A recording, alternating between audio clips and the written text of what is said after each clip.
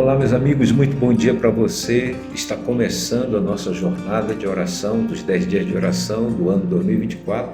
Hoje, dia 22 de fevereiro do corrente ano, e ela começa com o tema Vencendo o Engano. Nós estaremos estudando os capítulos do livro O Grande Conflito nessa jornada.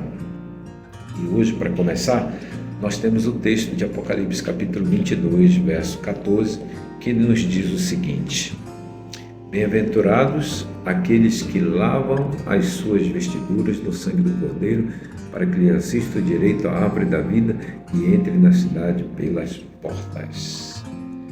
Que conselho e que exortação! E que saudação para aqueles que tiveram a coragem de aceitar o sacrifício de Cristo Jesus na cruz do Calvário como seu substituto, dando o direito assim de um dia viver a eternidade. A mensagem de hoje está pautada na obediência à sua palavra. Conta-se a história de que um jovem professor da Universidade de Praga descobriu no início dos anos 1400, por volta do século XV, os escritos do reformador inglês John Wycliffe. Ao examinar as escrituras, João Russo, então professor brilhante da Universidade de Praga, se convenceu de que a Igreja da Boêmia precisava de uma reforma. Para que isso acontecesse, duas coisas eram certas. Primeiro, só seria possível por meio da exposição das verdades bíblicas. Segundo, isso naturalmente provocaria uma forte oposição da Igreja Romana. Em 1415, Russo foi amarrado em um porte em Praga e queimado por ser fiel à inabalável verdade bíblica. Alguns se perguntaram por que era necessário ir tão longe por causa da verdade. Existe uma citação no livro Caminho a Cristo, na página 60, que diz o seguinte: a lei de Deus é uma expressão da natureza divina. É uma personificação do grande princípio do amor e, por isso, o fundamento do seu governo no céu e na terra. Se o nosso coração for renovado à semelhança de Deus, se o amor divino estiver implantado nele, é claro que viveremos em obediência à lei divina. Quando o princípio do amor domina o coração, quando o homem é renovado segundo a imagem daquele que o criou, a promessa do novo concerto, ela é cumprida. Porque em Hebreus capítulo 10, verso 16, Deus diz assim: imprimirei as minhas leis no coração deles e as escreverei sobre a sua mente. Se a lei estiver escrita no coração, claramente ela moldará a vida de cada um. A obediência, nosso serviço e compromisso de amor é o verdadeiro sinal do discipulado de Cristo Jesus. Deus nos chama à obediência. Veja, é o Criador dos homens, o doador da lei, que declara não ser seu desígnio pôr à margem seus preceitos. Tudo na terra e tudo na natureza, desde o minúsculo átomo, desde a minúscula partícula de pó no raio do sol até os mundos nas alturas, encontra-se debaixo de leis. Da obediência a essas leis dependem a ordem e a harmonia do mundo natural. Assim, há grandes princípios de justiça que reagem à vida de todo ser inteligente, e da conformidade com esses princípios depende o bem-estar do universo.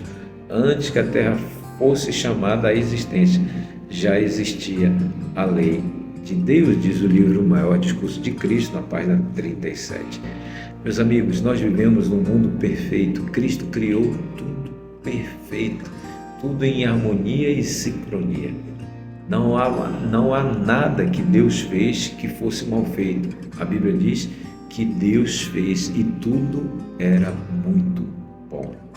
Deus chama seu povo para estudar e restaurar a verdade que foi pisada e negligenciada, segundo Daniel 8,14, foi negligenciada e pisada por 12 séculos. Agora veja, Deus confiou ao seu povo uma obra a ser executada na terra. A terceira mensagem angélica de Apocalipse 14 devia ser dada à mente dos crentes, ser dirigida ao santuário celestial onde Cristo entrou para fazer expiação para o seu povo. A reforma do sábado devia ser levada adiante. A brecha feita na lei de Deus precisava ser reparada. Era necessário que a mensagem fosse proclamada com grande voz para que todos os habitantes da terra recebessem a advertência. O povo de Deus precisava purificar a sua mente pela obediência na verdade e se preparar para estar sem falta diante dele quando ele viesse. Esse é o nosso maior desafio: permanecer fiel à sua palavra, permanecer fiel ao mandamento do Senhor. E Deus nos deu essas mensagens para nós proclamarmos a todas as nações, a todos aqueles que entrarem em contato conosco. Agora, como é que será executado isso? Somente pelo poder de Cristo Jesus. Todos aqueles que proclamam as verdades divinas precisam entender que só Cristo nos leva à verdadeira obediência. Embora os requisitos da lei de Deus devam ser apresentados ao mundo, nunca devemos nos esquecer de que o amor de Cristo é o único poder capaz de abrandar o coração e levá-lo à obediência, diz o livro Evangelismo, na página 41.